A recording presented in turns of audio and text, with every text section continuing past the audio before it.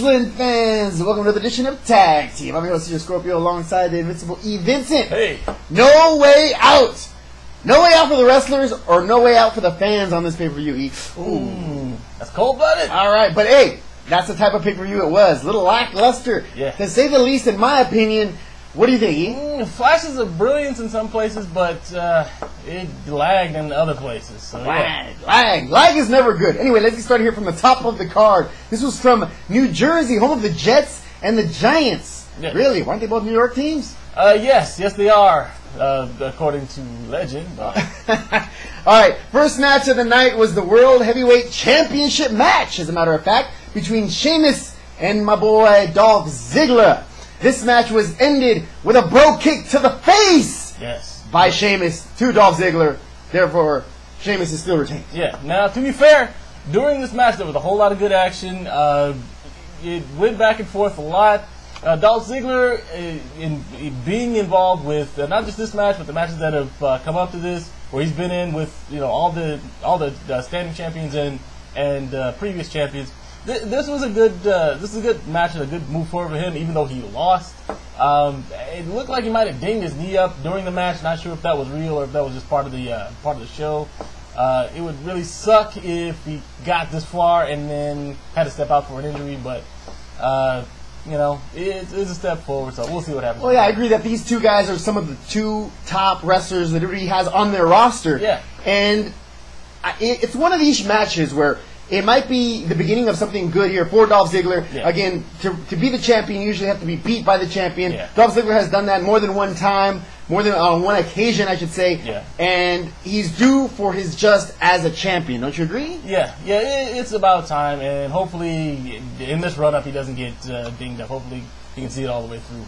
Anyway, after this match, we had a John Laurinaitis sighting here with Vince McMahon, where he says, hey, you don't really have to be at ringside when the match is going on, because as we know, the Big Show is going to win, and Vince McMahon just basically did this. Gave him the hand to the face. Look, didn't say one word to him, basically made it known that he really had no desire to hold any sort of a conversation with him at the moment, and shut him outside the door that says Mr. McMahon on it. Might as well have laryngitis.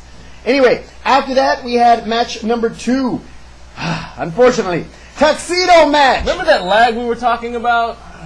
This is a waste of the talent of both of these guys. Obviously, both of them are sort of the clowns of the WWE. Well, let's just say who they are. Santino versus Ricardo Rodriguez. Now, legend has it that Ricardo's a decent wrestler.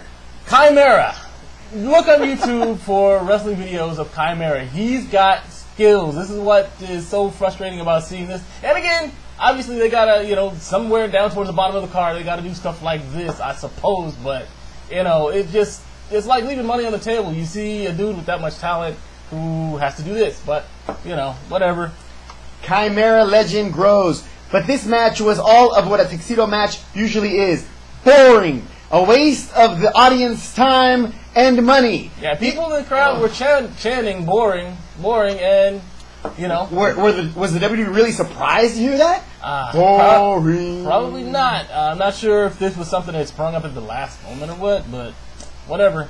Not a good idea. Tuxedo matches need to be gone forever. Yeah. Anyway, this winner of this match, if it matters to you, was Santino Marella when he takes off the clothes of my boy here, Ricardo Rodriguez. Yeah. But then, what's interesting thing is that when he takes off, I can't believe I'm saying this. Yeah. When he takes off Santino's pants, he sees that he's got a Cobra sock. Yeah. Let's with the Cobra. Whatever. Anyway, moving on. Hope that was a great time filler for the WWE. After that, we had match number, I'll say 2.0. They call it number 3 because they really call tuxedo match a match. But we'll call it, just for argument's sake, number 3.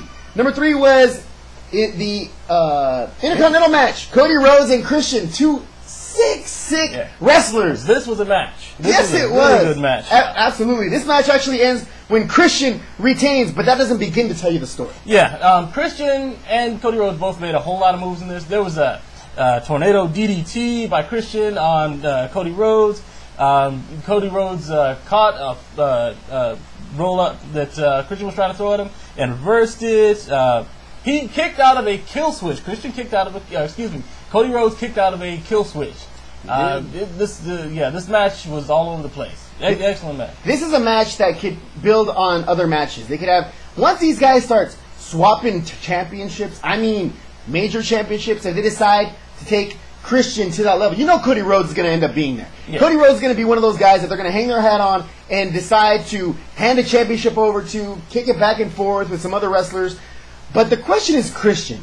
Do they think that Christian can carry a heavyweight championship of either the WWE segment or the World Heavyweight Championship? That's a good question. I don't know what their thoughts would be on that.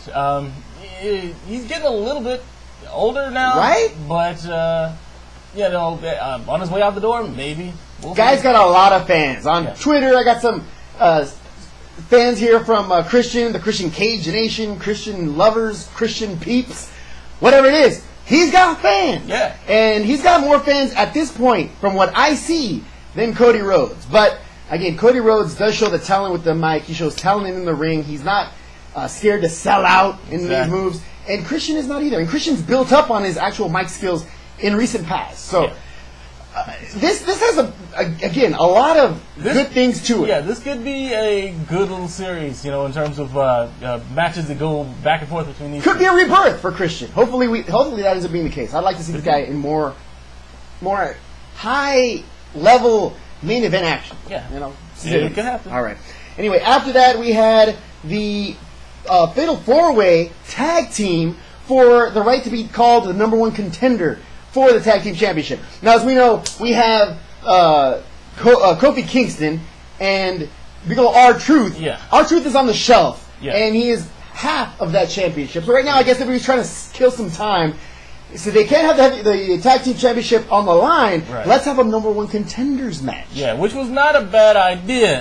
The teams were Epico and Primo versus Justin Gabriel and Tyson Kidd versus Titus O'Neil and Darren Young. And then Jimmy and Jey Uso. Now, let's begin here with setting this thing up. We had the guy here, what was his name? AW? AW, thank you. AW, think of root beer for some reason. AW comes in and starts spouting out to Epico Ninico and Rosa Mendes for that reason, who got a lovely butterfly tattoo. Yeah. What did I say? Epico Ninico. Wrong tag team. Anyway, those guys, the Puerto Rican sensation here, with Rosa Mendes and her new butterfly tattoo, if you didn't see it on. Tattoo. Who's that? Anyway, these guys, AW, Root Beer, starts talking to these two guys, stating that, stay with me, we're going to win this, we're going to end up being champs. All world. Just stick with me, it's all world, baby. All world, baby. All world. He didn't take that from an LL Cool J, by the way. Anyway, all world, right? So, they get to the ring, and for the most part, he's in their corner until something starts to hit the fan. Right towards the end. Well, first of all, the one thing to mention, Tyson Kidd dropped the Hurricanrana on Epico to the outside, so everybody's laid out on the outside. Of the I got more to say about that, but keep going. Okay, and after that, AW pushed the Epico back inside the ring, and Darren Young went for the cover, and Primo was getting ready to jump in, and AW pulled Primo back so he couldn't make the save. Come here! It's like, hold on a second. Jacked up! Anyway, the old double cross was in effect here by Mr. Root Beer, and there you go. Yeah. Young and Titus. Yeah. Titus O'Neil and Darren Young are in the ring celebrating, and all of a sudden, AW rolls in, starts high-fiving. And it's like he's been playing for their team at this point. All world!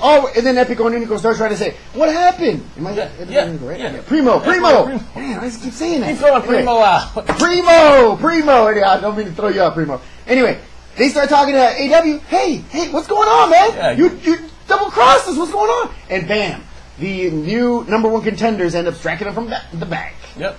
Darren Young and Titus O'Neil took them down, so... There we go. New #1 contenders here. But more that I want to speak about that you brought it up, the Tyson Kidd and Justin Gabriel tag team. Yeah. That seems like a legitimate tag team. That is a combo right there. That is a dangerous tag team. We have this guy doing the Frankensteiner / Hurricanrana to the outside from the top rope. Yeah. The other guys end up catching it, but I mean, not just anybody can pull that move off. Not at all. Without killing yourself. Exactly. And we all know what Justin Gabriel can do. All right, the guy doesn't do much with the mic. you know, these guys, that's their only downfall, is these guys have no mic skills. Yeah. But their in-ring ability is unsurpassed. Top notch, no question. My goodness. Anyway, if these guys get a little bit of coaching here with the microphones, I'm available. They have a possibility of going further in the tag team division. But I guess they feel like O'Neal and Young are the way to go. I guess so at this point. Shad from Shad and JTG. Shad actually made a comment on that a little while back. How Darren Young and Titus O'Neil, the gimmick sort of resembles theirs from back in the day. Whatever, that's old. Yeah, this is new. Recycling. Yeah, recycling is good for the planet, I guess. Yeah, don't hate, don't be jealous just because they're getting number one contender shots and you were like forgotten. Anyway, let's move forward here to match number 5. This was the match that was basically the Divas match. Diva Championship on the line between Beth Phoenix and Layla. Layla's awesome. Layla, alright. Now, this was an entertaining match for the Diva point of view. Yeah. But, again, I'm still starved for the lady they call Awesome Kong. Yeah. We know it's Karma. Yes. I was secretly hoping after this match was over, maybe Karma's music would play. Exactly. Just as a little, you know, a little teaser, something. No, didn't happen. Nothing. Wrong. She shows up at the Royal Rumble. Yeah. She gets Dolph Ziggler in La Vela, the implant buster she calls it. Yeah. Nails it, and then she's and then disappears again. It's like, and I hope they got some plans for her, and I hope they do something. We haven't forgot Karma. Yeah. We have not forgotten. You got to start a campaign. Something. Bring back Karma. Bring back Karma. Whatever. Bring back Karma. Anyway, needless to say, Layla ends up retaining the championship.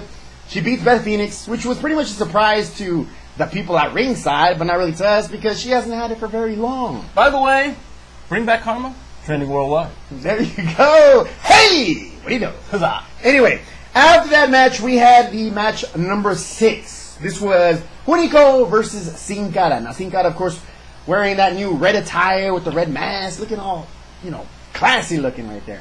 Anyway, Hunico ends up bringing the aggression to this match, but Sin Cara still ends up winning. I don't know how. Yeah. What'd you think? Here's the thing with Sin Cara. Well, first of all, Hunico got a bigger pop from the crowd than Sin Cara, and I think he's being hamstrung. I actually think he's being hamstrung by the mask. Nobody can see his facial expressions. You can't hear him talk. You can't really, you know, other than his actual moves, you can't really get any sort of connection with the crowd.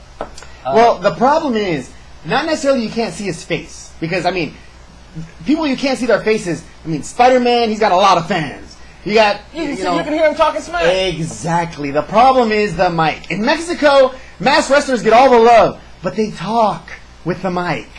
And they explain what they're going to do, what they're not going to do, what their intentions are, all kinds of stuff. This guy has no mic.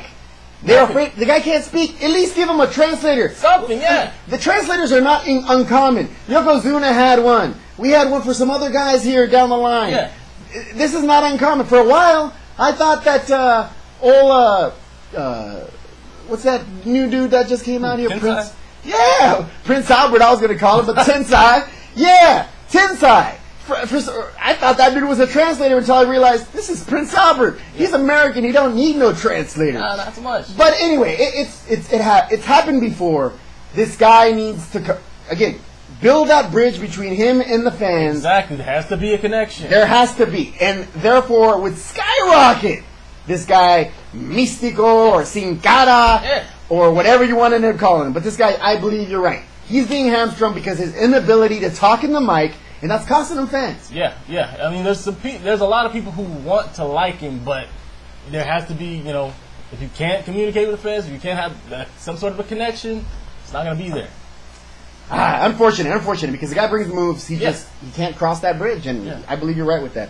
All right. Anyway, he ends up winning that match, and we move on to match number 8. This is actually a funny match between a couple of locals and Excuse me, that's number 8. We're going to number 7. We yeah. bypassed number 7. You want to do number 7, right? This is a pretty important match. Just a championship. Just a WWE Championship.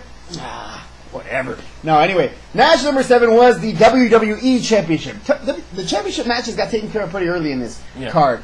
But we had CM Punk versus Daniel Bryan versus Kane. Now, between segments, we had AJ coming up and basically trying to deliver kisses to these guys and seeing what their reaction would be, seeing if she can get anything more, for lack of a better word. Wishing each one of them good luck and, I guess, looking for a bigger reaction.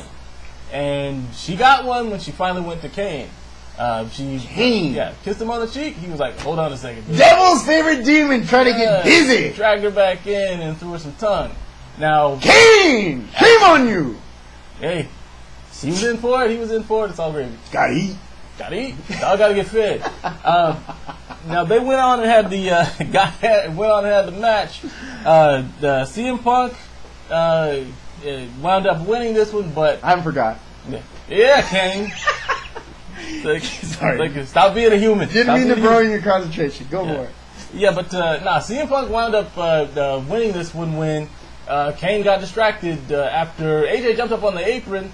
CM Punk had thrown Kane towards the ropes, and Kane bumped AJ off the apron onto the floor. And once he got distracted, CM Punk was able to deliver the GTS, believe it or not, and he got the pin and the win. But after that, Kane carries away AJ, and as she's being carried away by Kane, she's smiling at CM Punk still. So, still up there. Oh, by the way, there was a whole lot of epic action going on between Daniel Bryan flying all over the place, and CM Punk kicking people in the face. Daniel Bryan and CM Punk, two guys from, I love the way Michael Cole says, the independent circuit. Ring of Honor, man. Ring of Honor. Ring of Honor. Go ahead, say it. Philly's finest. Ring of Honor. Anyway, these guys, every week, it seems like they're trying to match them up, and every week, in the ring, I can't turn away. Yeah. These guys are just that good. Not only with the mic skills, which Daniel Bryan has improved a lot. Huge, by the way. Yeah. But in the ring, these guys are just entertaining to watch. Yeah. I mean, match after match, regardless of who they're getting beat up by or who they're beating up on, both of these guys, either separately or in a match against each other, it's always entertaining. So both of these guys are valued assets to the WWE. Definitely. But CM Punk retains the championship. AJ gets carried out by Kane, gives a wink to the crowd, and we move on here. Now we move on to match number 8. This is a Ryback match, basically, where he gets two outsiders, local guys here from the local area, which are from New Jersey, and puts a beat down on them. Yeah. The lucky contestants this time were Rob Grimes and Matt Delaney, whatever. I won't ever say his name again. Joe Brony and Jobber McGee. That's what. Anyway, needless to say, these guys got clobbered, and he does that old double stack pancake flip, slam, whatever you want to call it, and gets the W after he piles these guys too high and gets the 1, 2, 3. And after the match, by the way, he asked them to feed him 3. So give me 3. We'll see what happens with that. Feed me more. Now, for those of you that don't know the story, which we've advertised on UnifiedWrestling.com, the reason why Ryback doesn't fight legitimate wrestlers is because they're scared. They're scared. That's what they say. That they're actually afraid of being hurt, a la Mr. Bill Goldberg style, and getting the loss. This looks like a job for Mason Ryan. That would be a good matchup here. Hey, he's been sort of accused of that same sort of thing in the past too. So throw him in the ring together. Learn how to wrestle, man, or you're not going to get the push that you want. Learn how to wrestle. I'm just saying, execution. See this man? He knew how to execute. Never injured anybody in his career. You know how impressive that is? Yeah, wow. When they're moving that fast, it's actually hard to do. It is a skill. Definitely hard to do. It is a skill. How do you make it look spectacular without actually killing somebody? That's that guy. Definitely. Anyway, this was, hopefully we get more fed to this line we call Ryback. Yeah. Get more competition for this guy, and hopefully a big name guy. Anybody. I don't care. It's gotta be somebody. Can we get Trent Beretta out here? Somebody. Anybody. Where's Trent Beretta anyway? Zack Ryder still kind He's of saying, I'm not fighting this guy. I'm not fighting Ryback. No, nobody wants to fight Ryback, but it's bound to happen sooner or later. Let's hope it happens sooner. Anyway, after this match, we had match number 9. This was John Cena versus The Big Show. This is the main event, the big cheese. As we all know here from last week, the implication of this match was if John Cena ends up winning, then John Laurinaitis is fired. And if The Big Show wins, John Cena is fired.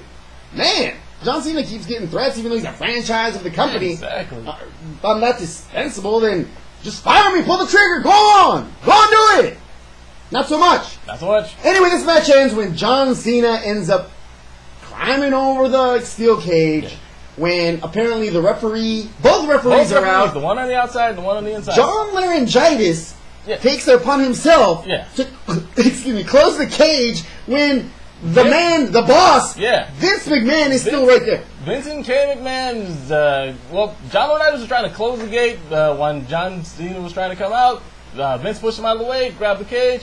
John Laurinaitis jumped on him. He fired right there on the spot. You're done, man. You put hands on the man. The boss? You're done. Tiny boss. Yeah. Vincent freaking McMahon. Yeah. He'll have you fired and beaten. That's the type of boss. So, but in the meantime, the Big Show, through all the guys that he's attacked during his month-long reign of terror. Who was it? Santino, Alex Riley, Zack Ryder, pretty much everybody. Kofi Kingston. Everybody came and punched in the face. They got involved in this match to try and make sure that Big Show would not win. Funkasaurus coming in. Oh yeah, Brodus Clay came up with a chair. He's like, "Please come out the gate. Come on with it." So that was awesome. Yeah, and that actually ends up being one of the highlights of this match is when the Funkasaurus ends up grabbing John Laurinaitis because Laurinaitis was trying to keep John Cena at bay with his crutch. Yeah. Come on down, John Cena. You want to come down and win this match? Come on, getting his piñata practice on John Cena. But when the Funkasaurus ends up grabbing John Laurinaitis, no more cane being swung. Yeah, Cena was able to jump down and get the win. Boom. There it is. Match set, and here comes the man, Mr. Vince McMahon, grabbing the mic and saying, "John Laurinaitis, you're fired!"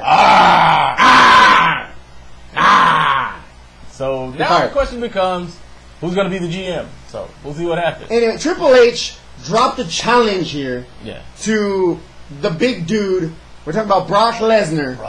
SummerSlam, he wants to have himself a fight. Yeah. Now, this was something that was set up in the segments here in this pay-per-view. Yeah. Of course, he's going to answer back, probably via liaison, he's been doing. Yeah. Paul Heyman. Love you, Heyman. Bring Heyman back. ECW! Yeah. That Paul Heyman. Anyway, whether he's going to talk through Paul Heyman or he's going to go ahead and come out himself, he still owes WWE another good 20 shows, at least 20. Yeah. His contract was for 30 within the year. So basically a month's worth of work in a year. Yeah. So, if he shows up every week between now and October or something? End of the year. Yeah. Should be done. Yeah. Not a big deal. Try to make it last year to another Survivor Series. I don't think that's enough. No. Let's try to get you to the Royal Rumble. Yeah. And we'll see what happens. Anyway, that's all we have here. That's the actual pay-per-view, No Way Out, WWE. Wow. Yeah. It was, again, lackluster. Yeah. Some lags, flashes of brilliance. The guys that were on, but there was, some segments that were like, whatever. Yeah, it was like wasted talent. I mean, there's talented cats, but TNA's catching up. I'm just saying. Just saying. Slammiversary was off the hook. Just saying. There's this company called Sega. They messed up one too many times, and the competition ate them up. I'm not saying the WWE's that small. Saying. Nintendo was still big. Hey, we're going off the subject. I'm not saying. I'm not talking electronics. We're talking wrestling. Anyway. There's a lot of car companies that messed up one too many times. AMC, ever had one of those cars? John Cena has one. It's really, really old because they don't make them anymore. All right, guys. That's all we have here for this pay-per-view. Hopefully you enjoyed it. To be fair, John Cena has the coolest car they ever made, but yeah, I agree. AMX. Yeah. This is off the subject. Get out of here. We're done. Javelin or what? No, it was AMX. Oh. Anyway. Javelin. Alright guys, thanks for watching. Don't forget to subscribe if you have not already. Hopefully you enjoyed the show. Stay tuned Monday night for this man's live coverage, 3 hours, he hates it, and his show immediately following. For myself, Scorpio, Invincible, Vincent, thank you very much for watching. See you guys next week. Take care.